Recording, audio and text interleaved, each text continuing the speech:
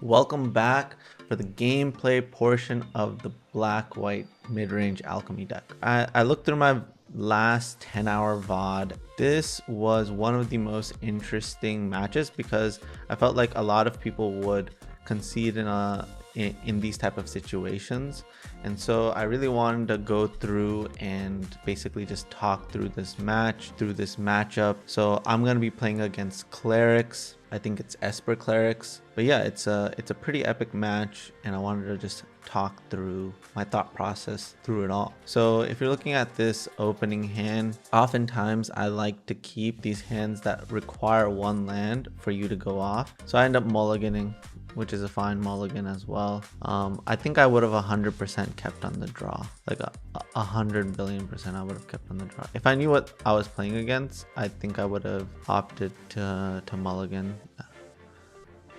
Just because I think clerics is such a good matchup. It's just about making sure you hit your land drops.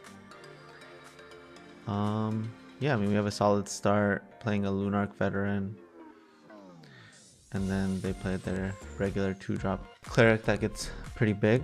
But we have wedding announcements, which is gonna be problematic for them, so probably just gonna play a land and play a wedding announcement. But I mean, I think that this is actually a free attack because playing a meat hook is kind of broken. So I really like what I ended up choosing to do here. Even like looking at the match again, I don't exactly remember what I ended up doing. So thinking about the play I chose to make, I think that this play has a huge upside because I know that this card is gonna get kind of out of hand and starts their like life gain engine plan. Getting in that 1 point, kind of nice. And if they end up eating this, I get to play a meat hook and get rid of that. I mean, like, I think that's just like spectacular gameplay. Enabled me to do something really, really good. And then we know that meat hook is gonna be a major player for the rest of the game, unless they Skyclave Apparition it, which is a great thing because I'm incentivizing a Skyclave on 3 when I have 2 wedding announcements in hand. So honestly, beautiful play. Let's continue. See what they end up doing. They end up playing another one. That's totally fine. We'll definitely slam a wedding announcement, scry, and yep, bottom. I'm gonna slow it down. I think 1.5 is way too fast. So we end up playing a wedding announcement, making ourselves a 1-1. They're gonna get their engine going. This is quite scary. I'll take the 3, and they played a pyre. We need to find a right to be able to deal with these as soon as possible.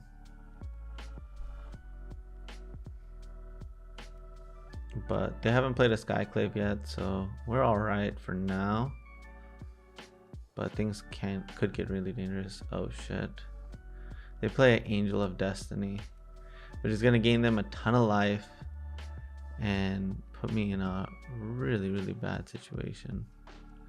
And so, okay, let's think about this. So I know that my wedding announcement's gonna be huge next turn, but I also know that the voice is gonna get kind of out of hand. We also know that the voice is a great card for them to sacrifice to go get a Skyclave Apparition if they have it. So I honestly like this block, even though these will become 2/2s next turn. If my next draw isn't a removal spell, then this ends up being a great play, getting this off the board, because next turn what we know is that voice is going to be a 6/6 and attacking in the air. So honestly, super happy about this block. We end up getting the trade, barely holding on.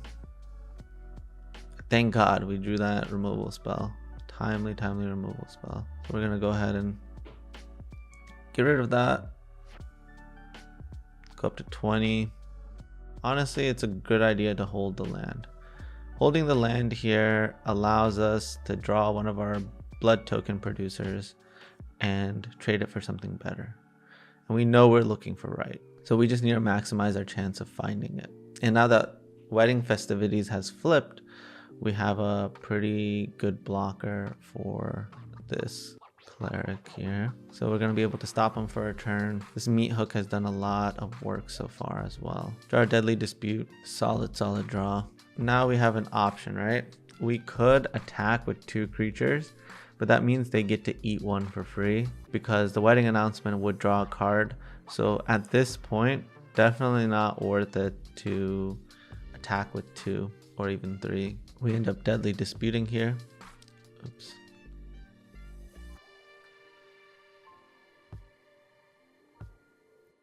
Hit an Eye Twitch. Wonderful hit. No attacks. And now we got 4 3/3s.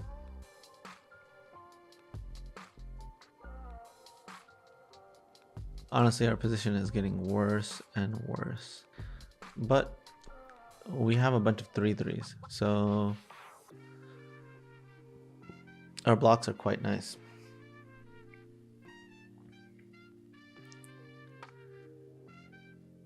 But they go ahead and get another Valkyrie, and our blocks are not looking as good.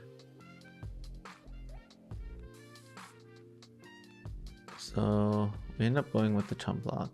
Okay, so I could have used all 4 to block here, but I don't think that puts me in a great position. Even though I get to get rid of this 10/10, they may like stack in a way that the Eye Twitch ends up not dying. And that is really bad because the Eye Twitch is something I need to die here because that can get me a removal spell to get rid of one of these Valkyries, which I think is more important because this creature, if both of these are gone, puts me in a much better position. So I think that's the reason why I ended up making that decision.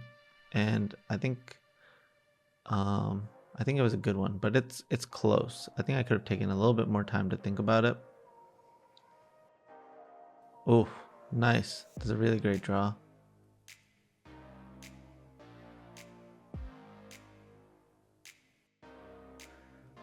Okay, so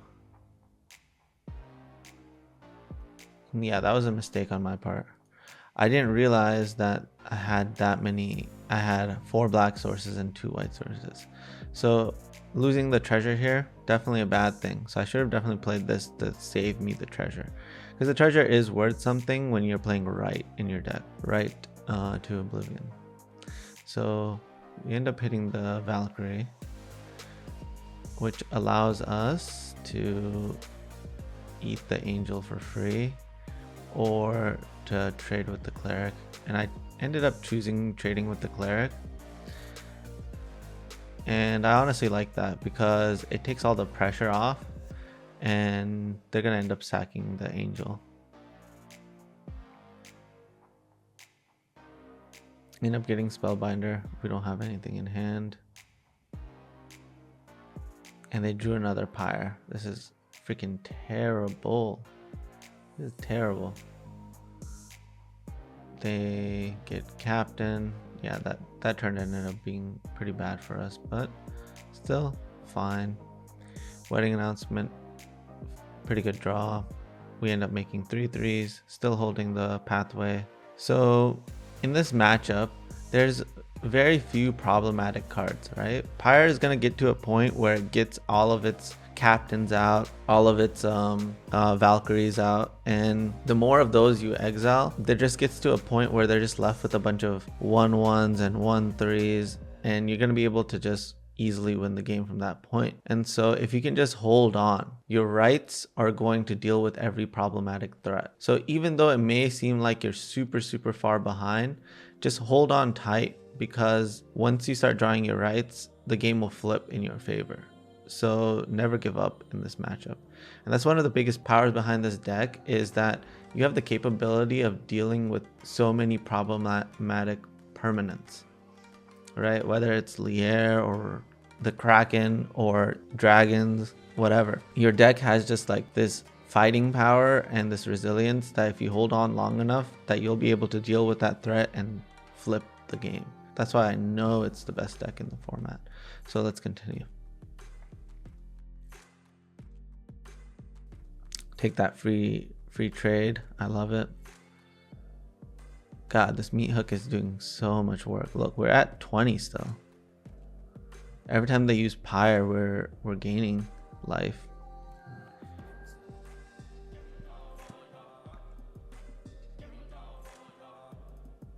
They go ahead and get another captain. Yep, all makes sense. Sack the angel to go get another Valkyrie. And that is a terror. Oh no, it's actually a fine job because we have wedding announcement. So now we can just block and we're good. Again, mistake made. So you should always remember what these are. My default action is to put it on black because you can get your plane so easily, and you definitely have more double black than double white spells. By this point, that should have definitely been a white source, and that might come back to bite us. So let's see what ends up happening. Holy crap, they are just going off. They are really going off. All right, what are they gonna get? Elite Spellbinder. I have to let this resolve. It's not a big deal.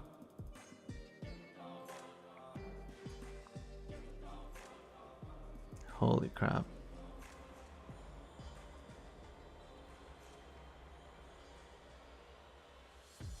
Now they're swinging for close to lethal.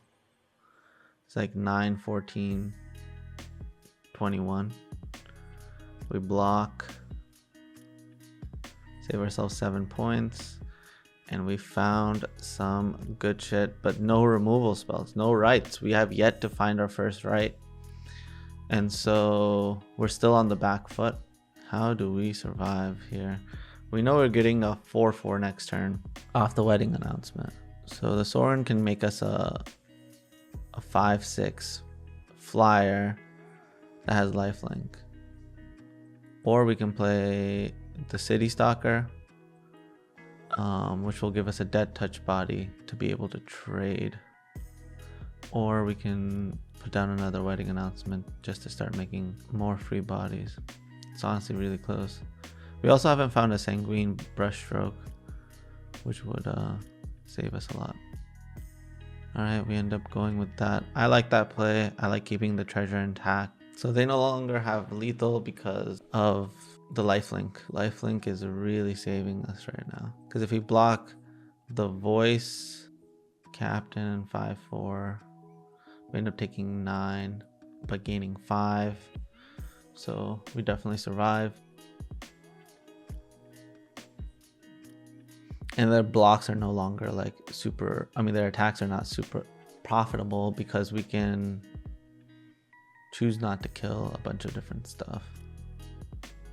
They end up going to get another Elite Spellbinder, making that thing cost 6, but we still have solid attacks. They only attack with the 9/9, and it's reasonable not to block here, but it's also reasonable to block. It's such a huge swing. And I have another Sorin, so I mean I can make another token, so it's not a big deal. We can play the City Stalker, get that card out of their hand, or we can plus first.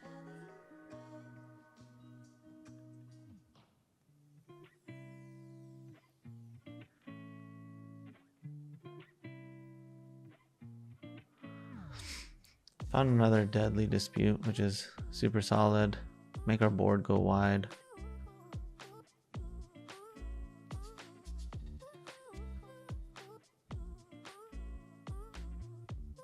Like if they had drawn Vanishing Verse, then it puts us in a really awkward spot if we didn't block the turn before. So I'm kind of glad that we ended up blocking.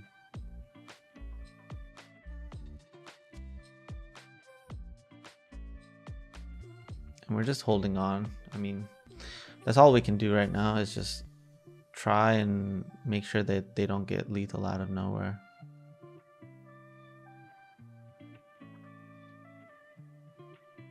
That thing is getting so huge, the voice.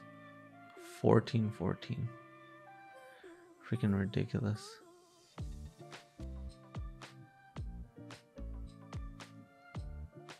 $19.19. Holy crap. That thing kills me in one shot, so definitely have to block that.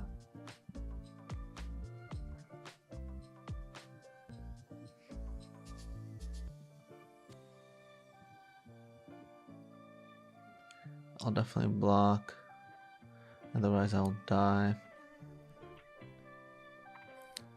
Found another blocker. Let's go. So in this spot, I have a couple of choices.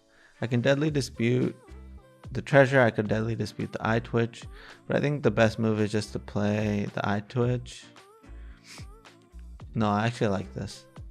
Let's get rid of the treasure. And then we can also just play the Eye Twitch off of and leave it as a regular blocker. We finally found a brushstroke.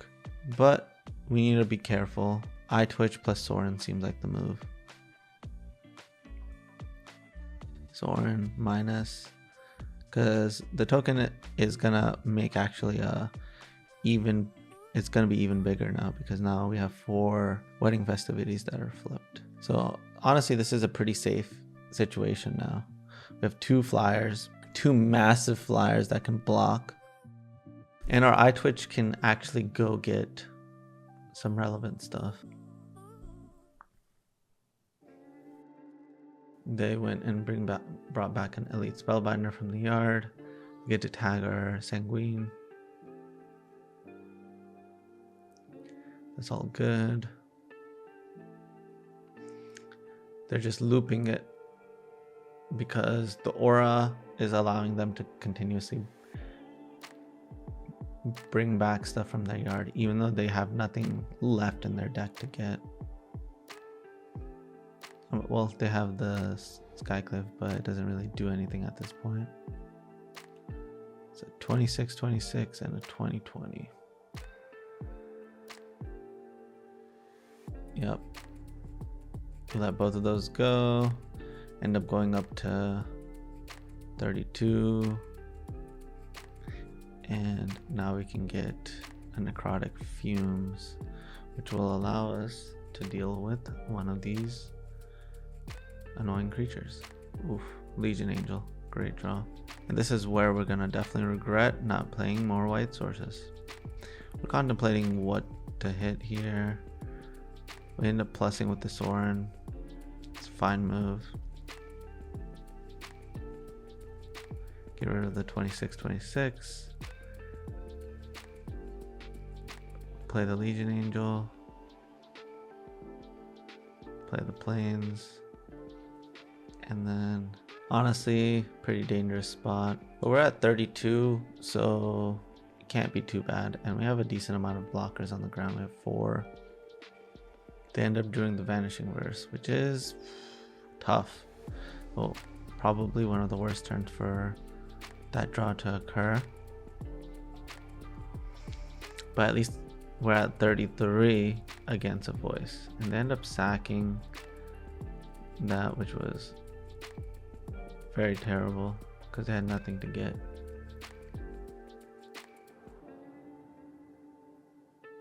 They were out of elite spellbinders, sure.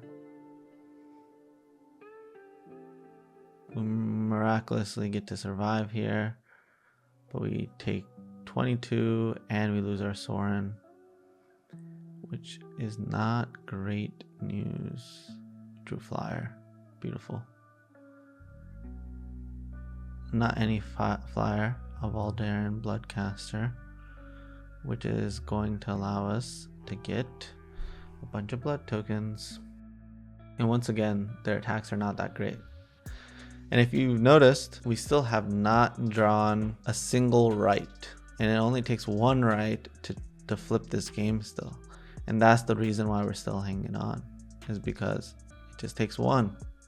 They've played everything in their deck and we haven't drawn 1 copy of our premium removal spell. They attack with all their flyers, in my opinion. Pretty bad attack because we get to eat the Valkyrie for free, but they can bring it back. So I guess that's what their plan is.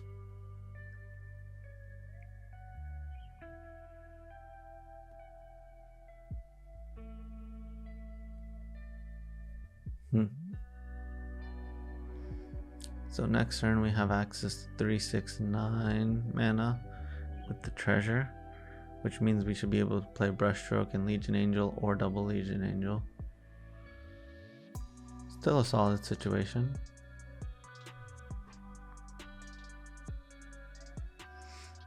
All right, they're starting to realize that flyers is their plan, and so they're gonna start sacking these Lunarch veterans to just put more flyers up. I'm definitely frustrated that we haven't found one right, because if we can draw the one right, then we can end this game quickly, and it would be a pretty epic comeback. All right, we ended up drawing a mauling, which is fantastic, and I really want to play this brush stroke, but will I? Yep, I will. Put out another flyer, grab another flyer.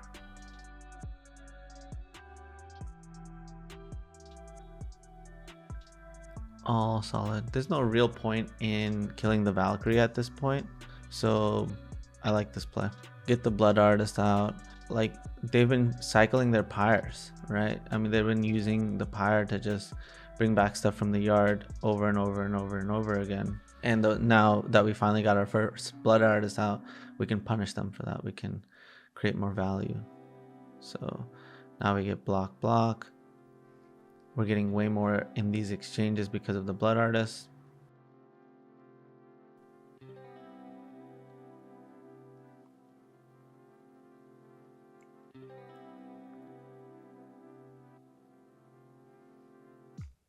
All right. Yep, they're gonna sack. Again, our Blood Artist is now starting to trigger with the Meat Hook Massacre, and it is buying us more time.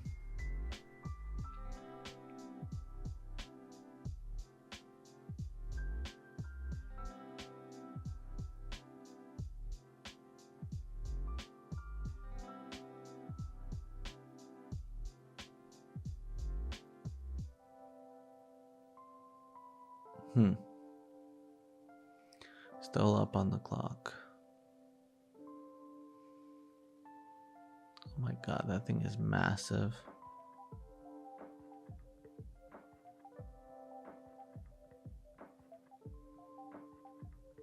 Holy crap. Can we please just draw a right? Can we draw the right, please?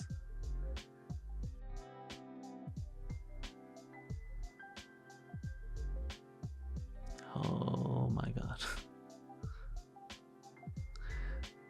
The board looks massive, but it's really deceiving. Without that Valkyrie in play, it's not as big as it seems, right? We drew a Connoisseur. Not the worst draw, honestly. Gets that last card out of their hand, lets us leave open Mauling, and gives us a good blocker. But I think we have to cycle.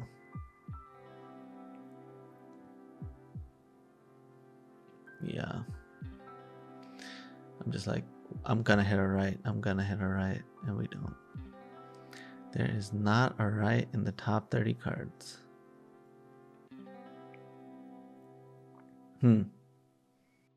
Yeah. I'm fuming in the inside now. It's like, why is this game even close?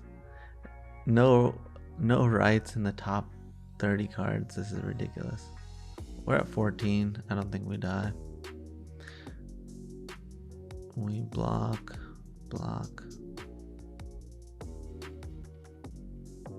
I mean, blocks still end up being quite favorable.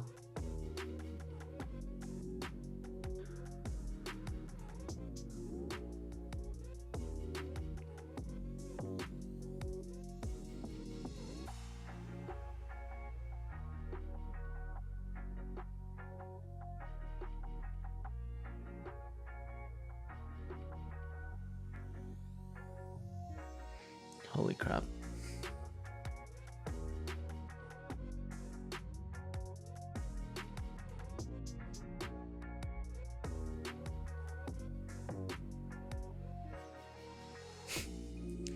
I'm going back up. Blood Artist and Meat Hook. So much power.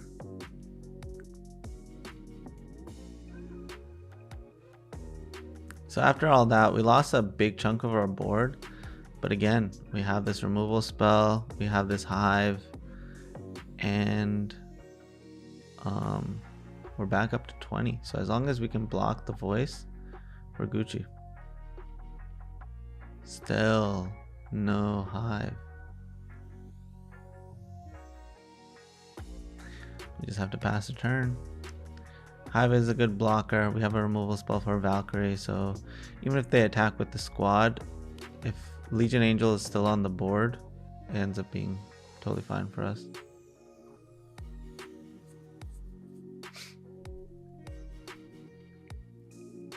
Go ahead and block. We'll go ahead and mauling the Righteous Valkyrie, and we'll only take 2. We will actually just gain more this turn than lose. So, but then again, we're down to 1 turn now. We're out of flyers. But again, 1 right changes this whole game up completely.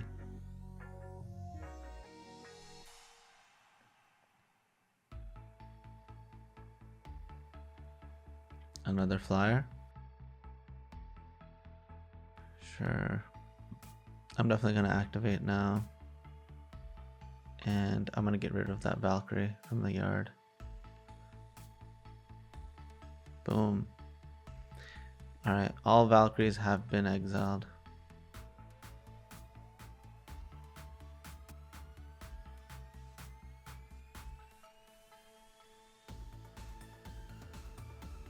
Still a super solid exchange. Gets us a blood token. We get rid of the Valkyrie from the yard. And we get rid of another potential attacker.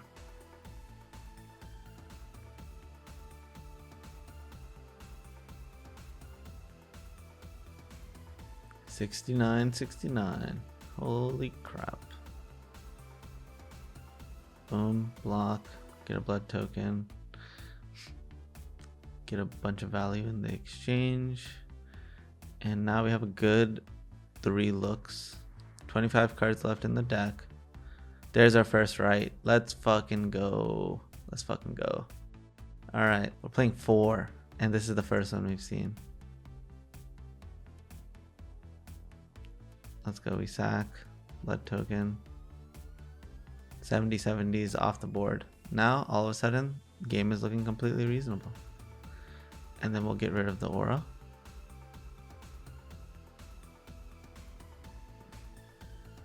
And look, all of a sudden, this game looks pretty winnable.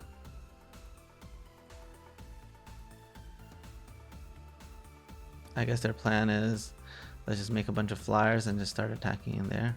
Makes sense. They're at 135, we're at 27. Could make a huge difference.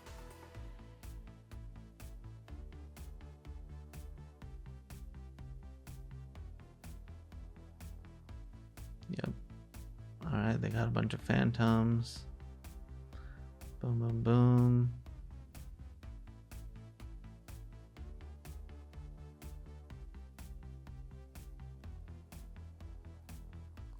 Attack for 2. Play another phantom. Pass back. Damn, another land. We're still on the defensive. Probably gonna have to take 5 here. Still have blockers. They found another flyer. Damn it.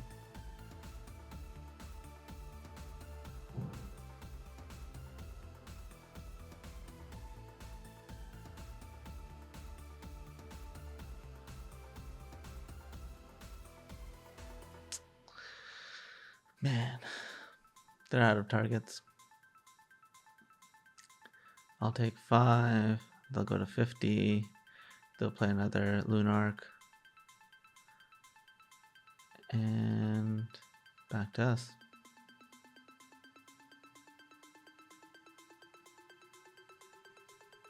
Ambitious farmhand.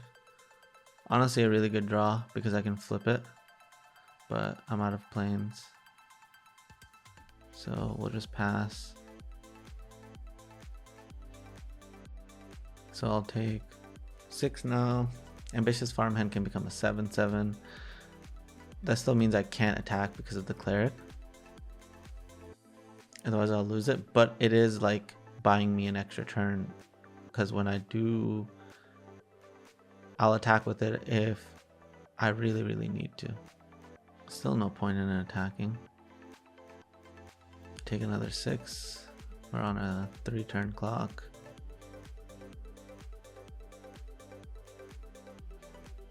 Down to 12. Sure. Second brushstroke. Let's go. I'll go ahead and cycle this land. We're up to 14. Found a veteran. It's also solid. And we can just start attacking with the city stalker, because they won't swing at us with the ground creatures. Yep. We're down to 8. Goddamn. Another farmhand.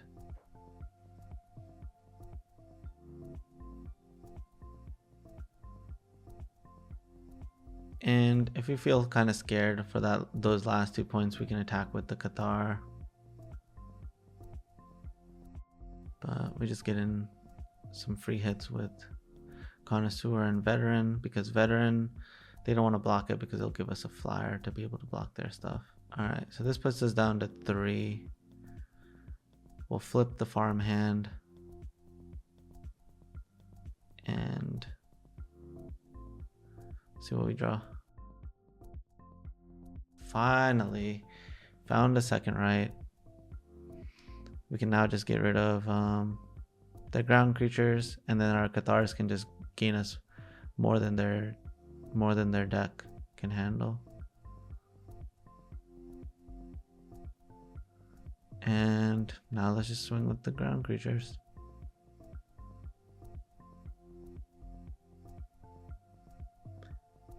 Yep, we're literally gaining 14 from our Cathars. Back up to 17. They cannot race us.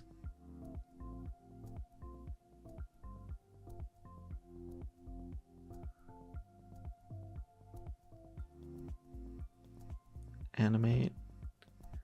Swing with the squad. It doesn't even matter at this point. It's just about saving time.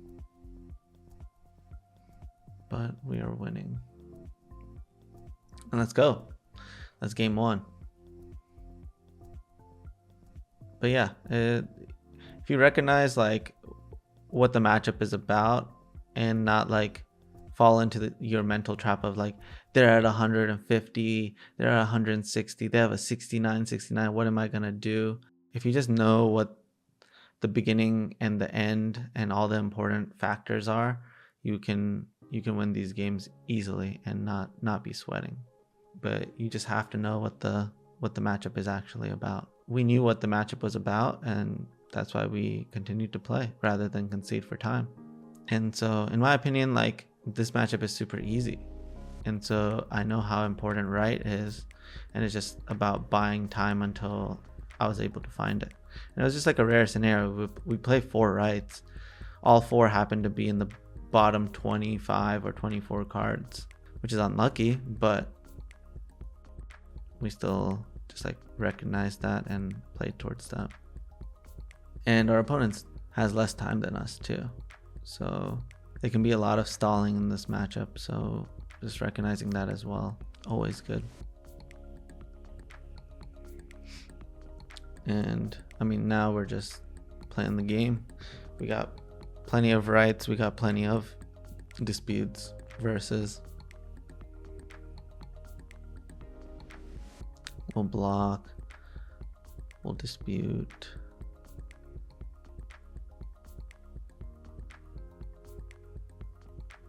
Go ahead and get ourselves some more gas.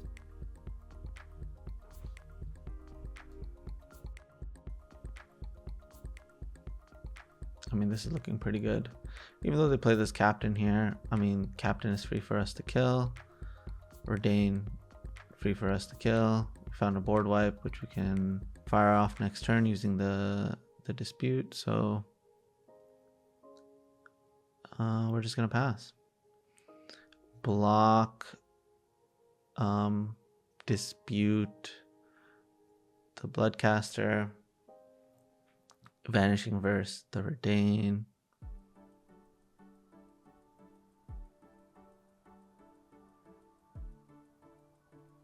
And Gucci. Take 2. Oh, that's annoying.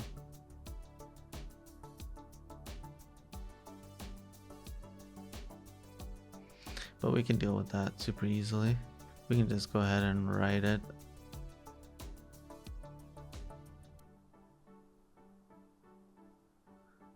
And honestly, City Stalker is pretty good here.